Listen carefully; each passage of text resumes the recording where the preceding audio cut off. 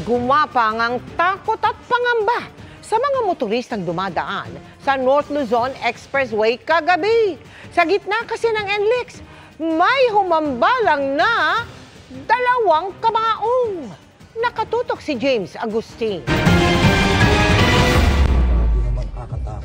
Sino ba namang motorista ang hindi mapapamenor kung ganito ang tatambad sa iyo sa gitna ng expressway? Hindi lang isa, kundi dalawang kabaong ang humambalang sa southbound lane ng North Luzon Expressway Viaduct pasado alas 7 kagabi.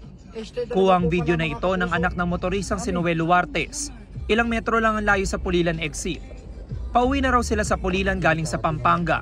Nagbe-break na yung mga sasakyan tapos po tinitingnan namin bakit ba.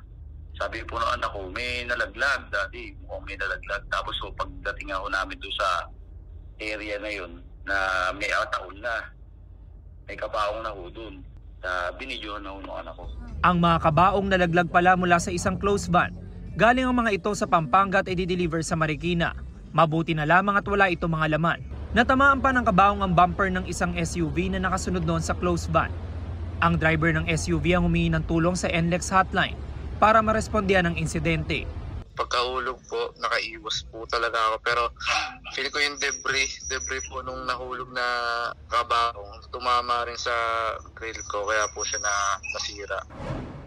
Naalis naman kaagad ang dalawang kabaong. Nagkasundo na rin ang dalawang panig at nabayaran na raw ang pinsala na naidulot sa SUV. Para sa GMA Integrated News, James Agustin, nakatutok, 24 oras.